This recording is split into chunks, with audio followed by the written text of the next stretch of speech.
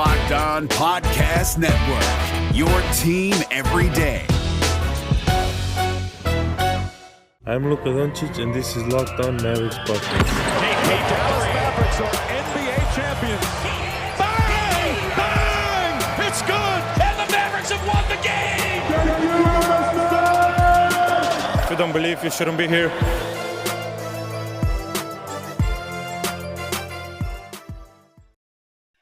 And welcome. You are locked on to the Dallas Mavericks. My name is Nick Angstadt, media member and coordinator for the Locked On Podcast Network. And joining me, as always, my co-host, contributor at Mavs.com, the We Back boy, the One More Thing King. What you got for me, Isaac Harris? Nick is back. Back We again. back. Let's We go. back.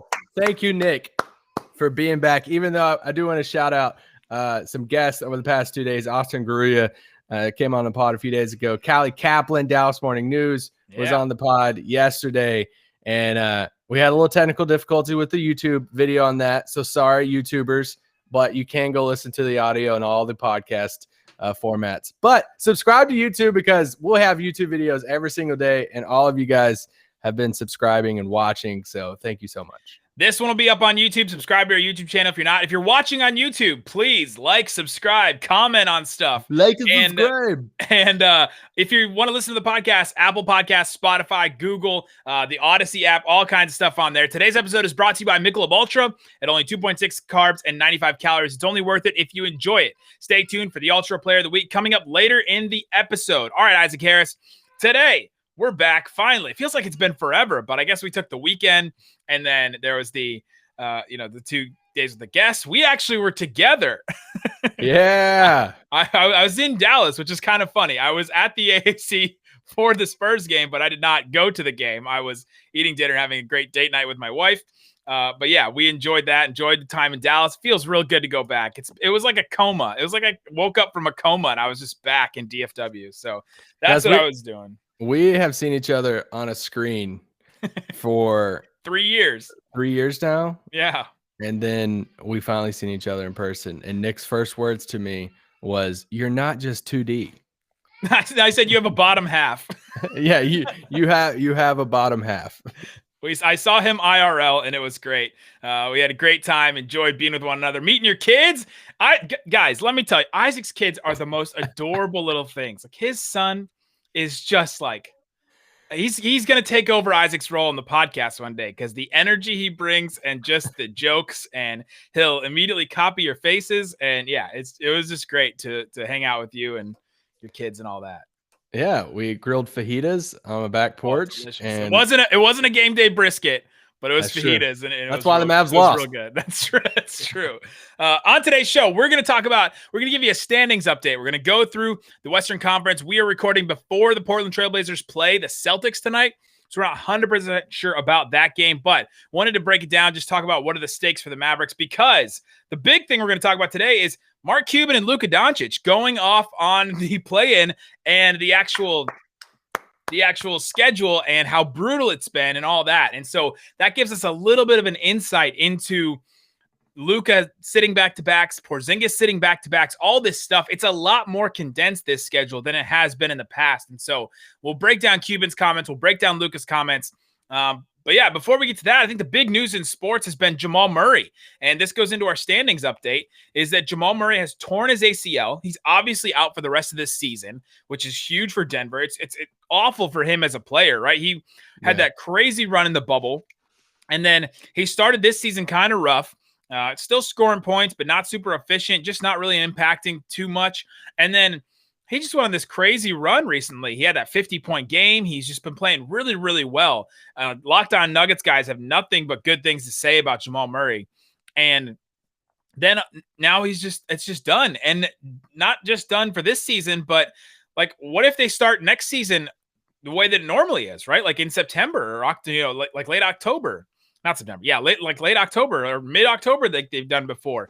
Like he's probably going to be out for a big portion of next season too. And then we know with Porzingis, it takes a while to come back from that injury. It takes a while to look right when you come back from an injury like that. Some people say it's a 2-year injury. You're not going to be out for 2 years, but 2 years to get back to the player that you were. So a brutal loss for the Nuggets, a brutal loss for Jamal Murray. Like all of a sudden I can't imagine being a player and just having your whole life revolve around something, right? And it's probably his outlet. It's probably how he gets frustration in his life out. It's probably, how he, is goal oriented and gets to things. Like, he's been a guy that you've heard stories about him and his dad going back and training with things, and like his whole life he's been building up to this NBA career. And then all of a sudden, just bam, like a portion of it is just taken away from you. Like, it's just a brutal thing to think about as a human, and as, thinking about as a media member of a basketball player. Yeah, I hate it for him. You read that story that I think it was Jackie Mack who wrote the long story on him back a couple years ago, on his work ethic and everything. It was just crazy. I hate it for a young. We can separate this from a Mavericks angle and a Nuggets angle. Yeah, we haven't done the Mavericks angle yet. This is the Nuggets human angle first. Yes, Nuggets human angle. I hate this for this young team because they've kind of taken those natural progression steps of making the playoffs, making it around. They made it to the conference finals. And this was like their year. They swung for it with the Aaron Gordon trade, and they've won 8 of their last 10 games. They look like they're in a groove. Jokic is, front runner for MVP right now, even though I think Embiid's right there with him. But it's just brutal, like you said. And now they have to figure out at the end of next season, they have to figure out how much they pay Michael Porter Jr. They have to figure out how much they pay Aaron Gordon. They're under contract through next season, and you're not going to pay, you want to pay those guys based off what you think your core, the core ceiling is. And you're not going to know what your core ceiling really is by the time that happens. Cause like you said, you look at a full year recovery, we're looking at next April that he could possibly be back. So I hate it for that team. I hate it for him. And yeah, I'm so curious of where the Nuggets go from here. Like I said, they've won 8 of the last 10. They're right there 4th in the Western Conference. They're a game above the Lakers. They're 2.5 games above the Blazers, and they're 4.5 games above Dallas. This is before that Blazers game, like Nick said. Now it's just like, what happens? Do they stay there? Do they kind of do the whole Charlotte thing to where, you kind of just hover around that same spot? Or do they free fall some? I just don't know what happens with them now. Yeah, right now they're 34-20. I don't believe they played tonight. No, because they just played last night. I don't believe they played. 34-20. They're a game up on the Lakers. And then they're, 2.5 games up on the Blazers, and 4.5 games up on the Mavericks. So I don't see them falling outside of that 4-5, probably. I don't know if Portland has a run in them. The Lakers, even if they move up 1, or if they get those guys back and they move up to 4, like they'd only move down to 5. The Mavericks have a really easy schedule the rest of the way. I was going to say, the Mavericks schedule comes into play for them. They have an easy schedule the rest of the way, but guys, like the Rockets are easy too. We've watched this team, this team, it gets into the schedule stuff, right? They're going to sit some of these guys back to backs, and they're, this is why you never do schedule previews. Never. You never go through each game and say that's a win and that's a loss. It's our biggest pet peeve. This is why we never do it. It's because you look at that Rockets game, you look at the spread, you're like, oh, that's a win right there. No, you don't know what's going to happen. Oh. So let's go through the next 10 games of the Mavericks schedule and predict each of win, loss. So, but the Mavericks do seem like the team that could make a run, right? I just heard Zach Lowe and Chris Herring do a big breakdown of the Mavericks and talk about how they're a team that is primed to make this run. They've been really good their last, 30 games or so when they have their roster. They've had little injuries here and there, and then obviously they had load management of Luka and KP. It's looking like those 2 Lakers games could be, could be LeBron-less, right? Like probably LeBron-less if I think Woj and Windhorse's reporting is correct, which, one half of that duo is usually correct about things. So I'm going to go on with them. So that's looking positive for the Mavericks, but it goes back to what Isaac just said. You can never predict. That's why you play the games. It's why you go after it. So, but I do think they'll try to really win those Lakers games because they could win the season series. Coming up, talk a little bit more about the standings, and then let's get into Luka and Mark Cuban's comments about the play-in. We'll debate it. We've been kind of talking around this, argument a lot. Isaac has one side of it. I kind of fall on the other side of it. So for once, we'll actually debate and talk about something we disagree. First take style coming up. But before we do, Michelob Ultra. It's only worth it if you enjoy it. The Michelob Ultra Player of the Week, Isaac Harris. Man, who's the ultra player of the week? I mean, even though KP missed out on the last game, I think I have to go with KP. Kristaps Porzingis' game against the Spurs, like Zach Lowe and Chris Herring were even talking about how he looked specifically in that game, and it's just one of those games where you go, oh, that's the level this team could hit if he's playing like that. It was kind of back to bubble Porzingis. Yeah, bubble Porzingis, he's on it. He's on it with his shooting. The whole thing with him is we got to get him staying on the court, but his last 3 games have been really good. The Mavs are 1-3 this week, by the way, so not many are going to hit this ultra player of the week. But yeah, Porzingis in this last week, they're 1-2 when he plays. He's averaging 26.7 points per game, 15 rebounds, basically, just about 2 assists and about 2 blocks per game, shooting 53, 47, and 100. Only 2 free throw attempts per game, so we got to worry about that. But pretty good stats. Kristaps Porzingis coming out, showing us exactly what he can be. It's only worth it if you enjoy it. Michelob Ultra, 2.6 carbs, 95 calories. Joy creates success. Enjoyment isn't the end game. It's the whole game. And like Jimmy Butler leaving this like translucent door right now in front of us on YouTube, it's only worth it if you enjoy it. Check out some Michelob Ultra.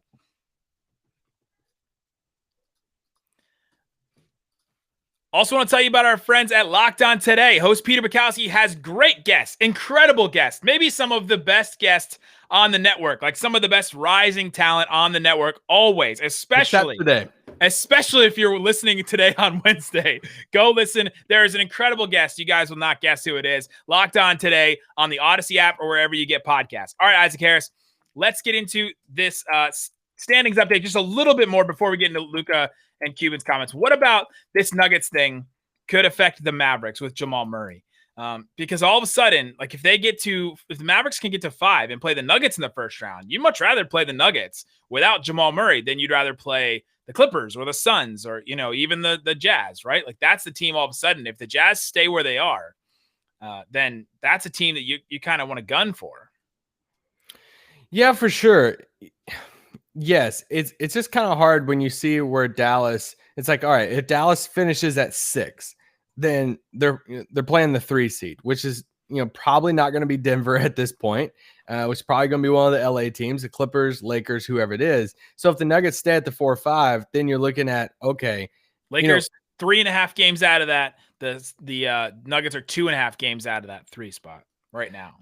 Yeah, so if the Lakers, or if the Nuggets are sitting there at, I think we're going to see teams now shooting for Denver, right? I mean, that's the thing. Everybody's who are those teams though? It's like the Mavs and then like the Blazers. The Blazers gonna, I don't know, just all of a sudden try to go for it. Like, what can the Blazers do? I don't know if they're sitting guys like the Mavs are. They've just had injuries, like straight up injuries, which they just got back Nurk recently, so that could be a big boost for them too.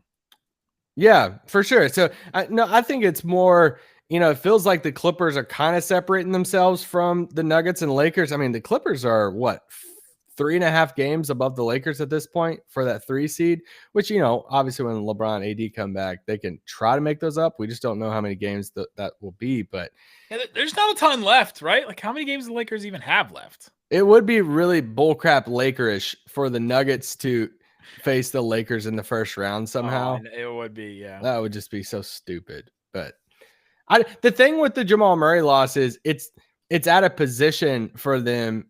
For instance, if this was Aaron Gordon or Michael Porter or something like that, you're like, all right, well, they already have a guy that kind of fills that role.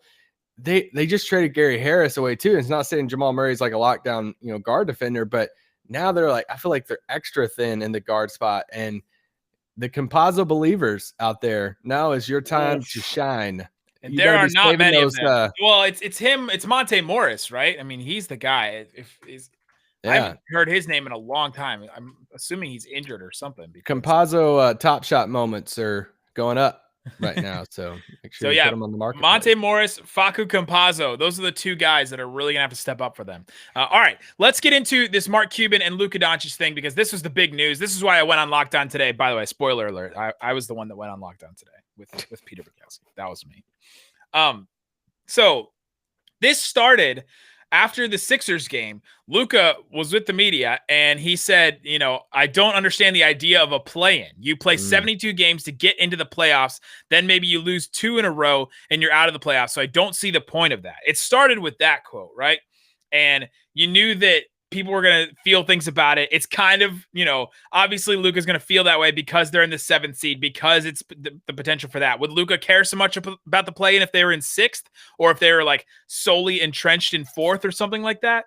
I'm not sure. Not 100% sure if he would have felt that way about it. But so now that quote comes out. And then after that, Mark Cuban follows it up with, quotes to ESPN about how the big quote that's coming out right now is, in hindsight, this approach to the season was an enormous mistake, and talking about how, the season was a mistake, the way that they did the schedule, the way that they compressed the schedule, all that. He said a lot of quotes, but this is Mark Cuban. I get why the NBA is doing it. Cuban said in a series of messages to ESPN, basically Tim McMahon texting him, essentially. But if we're going to be creative because of COVID, we should go straight up 1 to 20 and let the bottom 4 play in. So not conference play in. It would be, straight up like this 1 through 16, but with the bottom 4 in the NBA. So then this year's particularly has to do it because 10 games were cut from the normal 82 game schedule. And so then he keeps going on. What's worse about this approach is that it doubles the stress of the compressed schedule. Rather than playing for the playoff spot and being able to rest players as the standings becomes clearer, teams have to approach every game as a playoff game to either get into or stay into the top 6, since the consequences, as Luka said, are enormous. Okay, there's a bunch of different angles here. The one that I'm seeing a lot today is that Mark Cuban's talking out of both sides of his mouth, because he is, condemning the way that they did this play-in and the way that they did the schedule. But the Board of Governors unanimously voted for this. So he voted for it, and now he's going against it. That's what I've seen a lot today. Yeah. My thing is, yes, they voted for it, and now they didn't think about what the play-in would do and what the condensed schedule would do in tandem, and the consequence of that. Yeah. And so there's that. And I think that's what it is more so. They didn't see the consequence of this coming. They didn't see how those two things together, the play-in and the condensed schedule because of COVID, are going to affect these players, because there's 2 factors now that Cuban brought up. There's the obviously condensed schedule, right? I think Tim McMahon tweeted out some stats that, like, last season, teams played 3.4 games per week.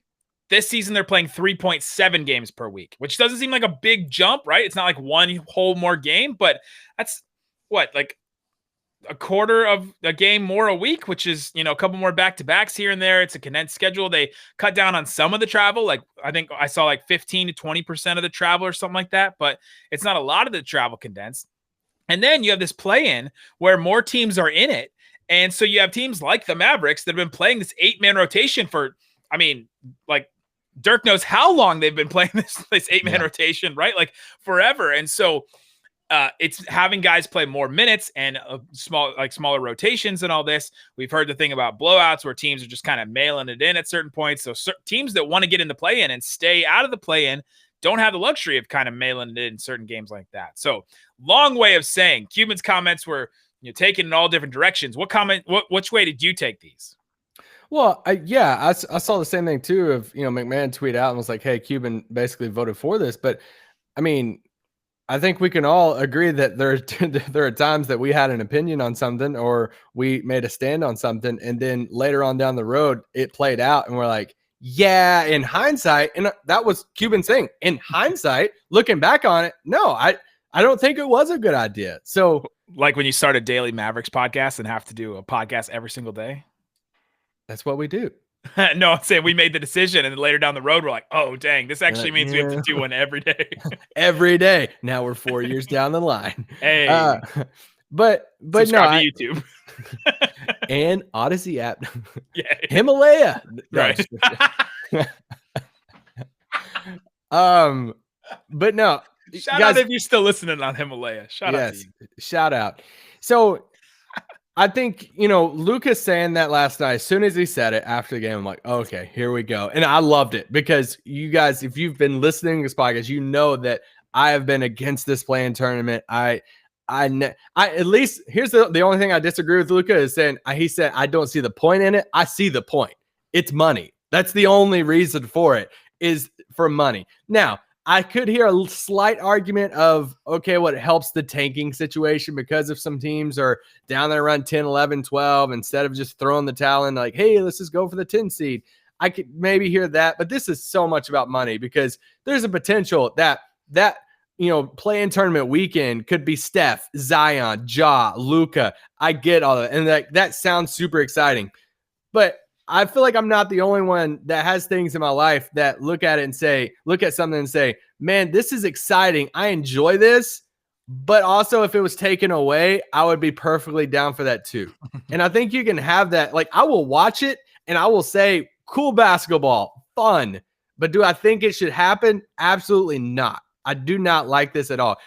For me, this is always comes back to let's just hand out participation ribbons. Let's just continue on. Let's just hand these out because this is the fake you made the playoff type thing. It's like why? Why do we need this? Like, just if you're good enough for the playoffs, make the top 8. If not, you're not good enough. Just like the All-Star thing. I don't want to expand the rosters. Keep it a freaking 12. Why do we need to hand out participation ribbons anymore? That is not what it is at all, and I'm going to tell you why coming up. But before we do, we got to get to Built Bar. Built Bar is the best tasting protein bar that we've ever had. They're absolutely delicious, and they're pretty good for you too. They're low calorie, low sugar, high fiber, great for a keto diet. There's a whole bunch of flavors you can get right now. The mint brownie, we love that one. You can see that one right here if you're watching on YouTube. Raspberry, cherry barcia, love that one. People love the cookies and cream. I'm not super big on that one. Peanut butter brownie is good. Coconut almond, all kinds of stuff. You can mix and match. You can do the bites. The little bites are awesome. I actually had one of those today. They do all kinds of other stuff too. They have this Built Boost that is kind of like a a Crystal Light packet that kind of goes into your drink and helps your immune defense. They do Built Broth if you're into that kind of stuff. They have these Built Go's we used to do a bunch of ads for. So, for example, if you want to look at some of these bars right here, Built Bar compared to some of these other ones, there's a great chart right here if you guys want to look at that and see how Built Bar stacks up to some of these others. Use the promo code LOCKED15 to get 15% off your next order. Not your first one, your next order of Built Bar. So go to BuiltBar.com and check that out and use the promo code LOCKED15.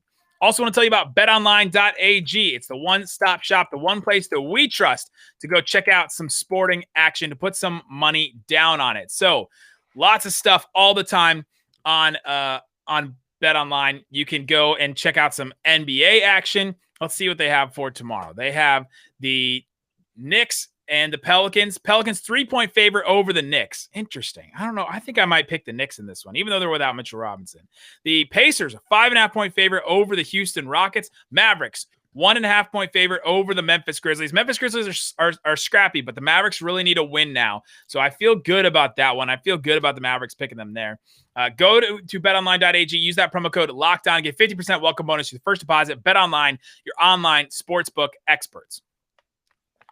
Go check out Locked On NBA Draft. They have all the coverage. Our friend Mavs Draft, Richard, has some excellent stuff. He has vowed in some way, shape, or form to do a scouting report, whether on the podcast or in writing or whatever, on 150 prospects in this draft. He is just going all in on this draft. So follow him. He's on Tuesdays. He did a great episode today.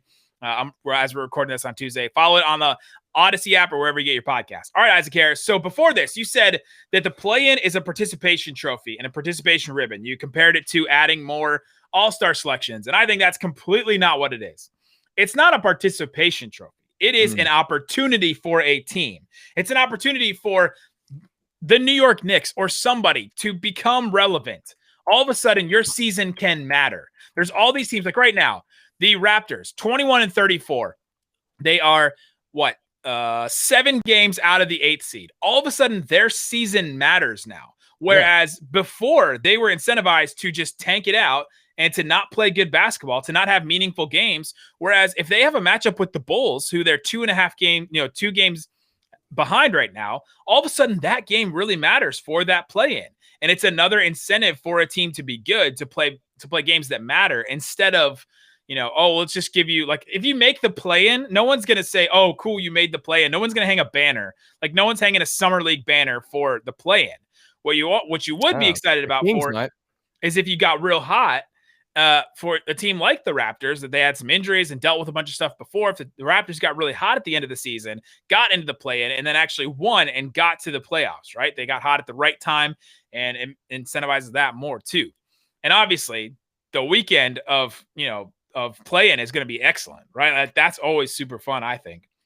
Games that super matter, one and done type scenario for one team. They're going to go all out. You're going to see what it's like for an NBA team to go all out. When do we ever see that in this sport? How often do we see a team that has to go balls to the wall, all out, and play for their lives? Like if their season's lives depend on it. Yeah, if they make the playoffs and they actually get to a game 6 or game 7 elimination game. Yeah, but how often does that happen? It usually happens where it's the Sixers. So we have to create the spot for them. Just because they're not good enough, we have to create an opportunity for them to show that they have to try. Try hard through the season so you get the chance to actually try on a big stage. Adam Silver's one thing he said to us when I went to sports business classroom at Summer League in Vegas was, it's hard to be in my position because I have 30 businesses under me, or in whatever however he said it. He said it much better than I did. And only one of them succeeds, right?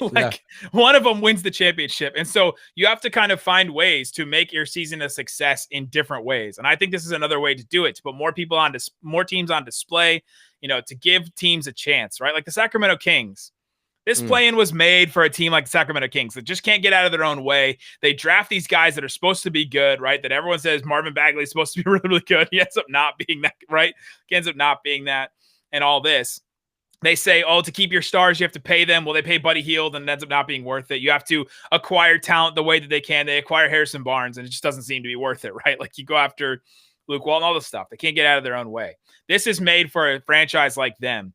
They can finally be a little relevant. Get a ribbon. Yeah. No, that they can be a little relevant and have a chance to get there, right? It's an opportunity.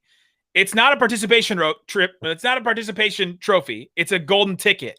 Because it's what's the reason we get these ribbons? What's the reason kids and youth get the participation ribbons? It's like what you're saying, like these teams. Now, the participation trophy allowed you to go to another tournament, right? And try out and do a tryout, basically, right? Like that's what it is. It's not like, oh, congrats, you earned this, you're done, go home and hang it on your corkboard in your office or in your room. It's here. This is an opportunity for you to go to the next level, right? Yeah, but it's like going to a youth league and saying, all right, kids, here's a participation trophy. Now all of you get invited to the AAU tournament. It's like, no, well, most of you suck, so you shouldn't go to the AAU tournament. Not all of you. It's not all of you. 20 out of 30 teams. The Rockets, that's 10. That's a third of the league that's not in it. Okay, but that's the thing. It's like, all right, you still have to let's do add something. 2 more next year. Let's go ahead and add them. Do something to get in. You still have to win games. You still have to win a couple games to get in the playoffs. 2. Like you can literally win 2 games and jump teams by how many games in a standing? 7, 8 games? You can win 4 games in the first round of the playoffs, right? Like it's not that different from that. Yeah, but to get in, I'm saying you could be 10th in your conference and win 2 games, and now you're in the playoffs whenever you were so many games behind that, and now you can close that gap in 2 games. That's messed up. Here's another one. The Warriors right now are 3.5 games back from Dallas in 7th, right? Like they're not that far.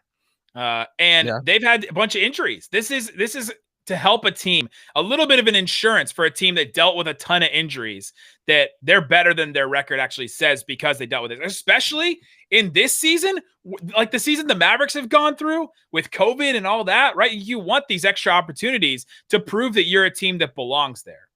And I understand from a Mavericks fan, especially in 7th, right? Like 7th is probably the worst spot. 8th is, you're probably going to get destroyed by the 1 seed anyway in the first round.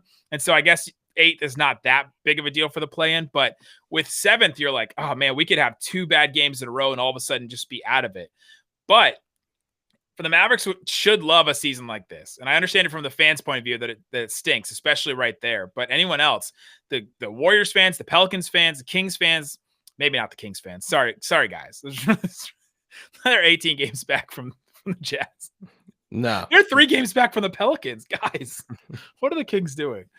But those fan bases, they actually have some kind of incentive and some kind of opportunity for their season to make sense instead of to actually be something instead of just okay. Well, hang that felt banner in your bedroom. 13-year-old kid in Sacramento. that you made No the one's play-in hanging a tournament. banner. You're I just way think over. it gives you false hope too. It's like, cool. Like, what are you telling yourself as a front office?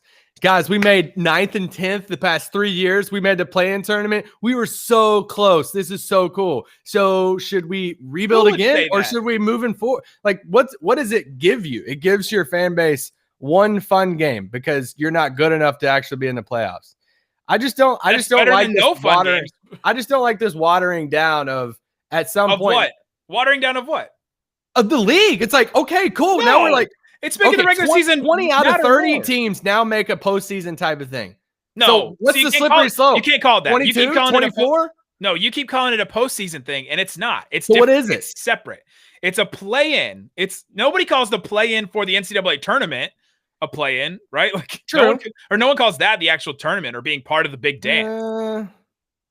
I mean, you're on the bracket. Like, Was it you're up at the top. UCLA in a play-in? Yeah, for sure. They were given an opportunity to play in, and it worked out for them because they were better than their record said because of the COVID and all this stuff. So many factors go into a season. Anything could happen during a long season. Okay, so where's the cutoff? I So mean, why don't we just do the whole league? You play around with it. They had the 3-point line at one point, and they moved it in for 2 years, and then they moved it back when they realized it was a bad idea, right? Like, this is not stuff that is set in stone for the rest of forever. They'll experiment with it. They'll try it. We tried the team dunk contest, and it was terrible, right? Like, John Wall won it, I guess, but it was awful, and they switched it back. Like, this slippery slope thing is not a thing to me because Let's do all 30 then. Let's do all 30. Who would agree to that? No one would agree to that. The Thunder, why not? Let's give the Thunder. Thunder fans want a chance. The Thunder are not trying to win their own game. The Kings, but like that's my point. It's like all They're the putting reasons Poku you in his gave for fanny those pack out there. all those reasons we gave for those teams, and from 7 to 10. It's like, all right, well, let's just give everybody a shot. The Wolves have won 14 games. They're not putting them in any kind of postseason. Like right, there's the cutoff right there. You give you're literally only giving 2 extra teams an option, an ability to try and get into this. I just think it's bullcrap to whoever lands at 7. Of course. Well, of course, it's the Mavericks now. But it's bullcrap for any team. I don't care if it's not the Mavericks. It's bullcrap for any team who lands at 7. And you're looking at, you look at the East. It's what, a 5-game difference? Now, I think the part they should bring back that they had last year for the bubble that they didn't do this year is if you're a certain amount of games away from somebody, then it doesn't happen. But they didn't do that for this year. It's just straight up. And now I think it's important to talk about how this bracket's laid out. I think we kind of cut out, maybe you might have talked about this, but this year, 7 plays 8, 9 plays 10. It's not a 7 versus 10 type thing. So 7 plays 8, the winner of that is the 7th seed, 9 plays 10, and then the winner of that plays, the loser of 7 and 8 for the spot for the 8th seed. So I just think it's dumb that a team can be 5, 6, possibly 7 games. Like, what if we're sitting here at the end of the season and Dallas has a 6, 7 game lead over the Warriors? But they don't. And right now, but I'm saying we're not at the end of the season. Like, we're talking about the end of the season. What if they do have a 6, or whoever it is has a 6, 7 game lead? They go out and they lose that first game to Memphis in the 8th seed. And now they're playing against the Warriors, who were 7 games behind them. Is it best out of 2? Isn't it best out of 2 for the 7? No, 7 plays 8. And the winner game. In one game, 7 plays 8. So in this scenario, Dallas would play Memphis. And they have another chance then. Then they play the 9-10. So you're saying it's fair to lose a 7-game advantage, that you're locked in playoffs and you lose 2 games and it's out. Listen, we're talking about the 7 and 8 seeds in the conference, right? We're not talking about you're playing Phoenix. Like, you're not going to tell me a healthy Dallas team could beat Phoenix? They couldn't beat Phoenix at all? They could, but what if Dallas had more trouble with COVID or injuries, and then they were in 7 and they were in 9 or 10, and they got the opportunity, and they're like, oh, this is a team that could win if given the opportunity, right? Like, okay. I mean, think about it from that angle. I just think it's unfair that you're fighting for something in the regular season to win these games, and then bam, in 2 games you could lose all of that. Well, remember last year the Mavericks were like trying to angle for a certain seed, and they were trying to angle for a seed. They were like losing games down the stretch, and now the rest of their season is incentivized to get to 6. It incentivizes those teams to get out of it too. No, I get that. The Mavericks have they've had all the chances to get out of 7, right? Like, I'm not sitting here feeling bad for the Mavericks if they don't get out of 7, because they've had all these chances. That Spurs game, they should have won. There's that Thunder game, they sat those guys, they should have won, right? It's not like they're going all out I to get get out of that. this, which goes back to the beginning point of this whole thing, is that this compressed season makes this play-in thing even worse, right?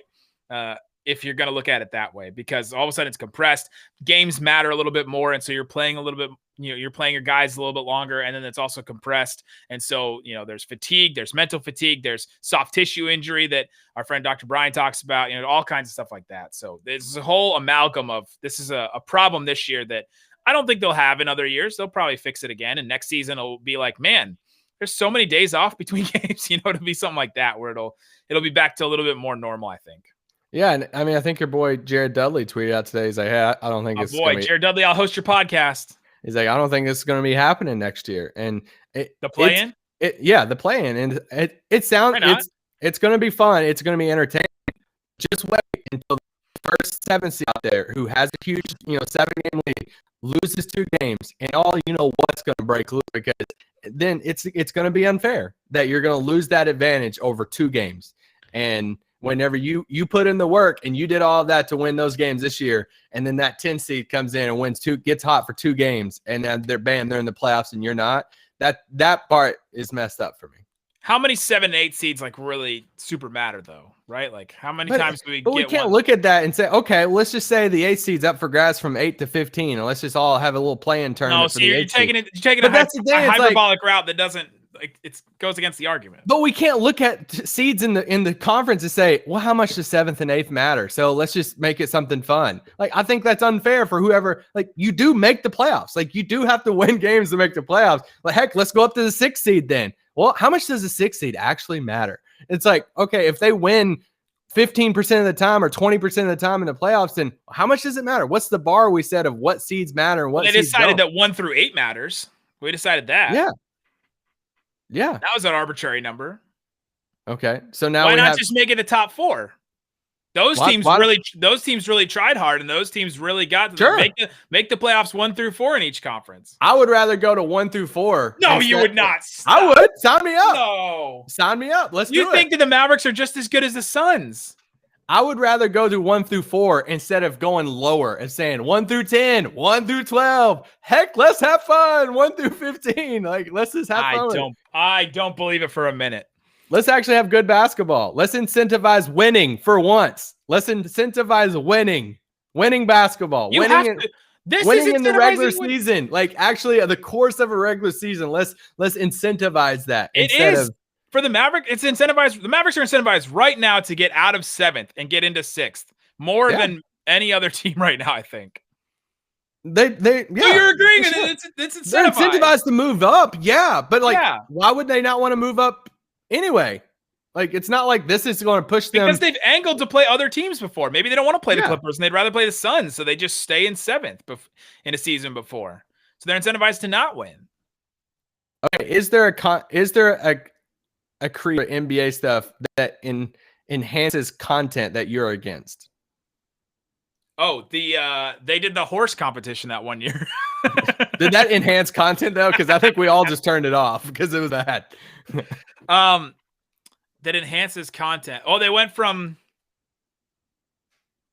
all these back-to-backs I'm against.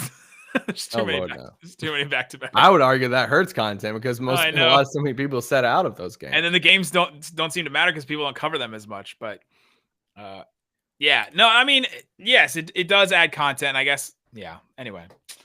That's what we think. Tweet us what you think at Locked On Mavs, and then at Nick Van Exit, at Isaac L. Harris. Guys, we will be back with a breakdown of the Dallas Mavericks next game. Let's see. They play the Memphis Grizzlies Wednesday. If you're watching this, we'll break down that game. The Mavs have to win that game, right? That's one of those games you have to win against that team who's breathing down your neck right now in the 8th seed. Guys, thanks so much for listening to Locked On Mavs. Peace out. Boom.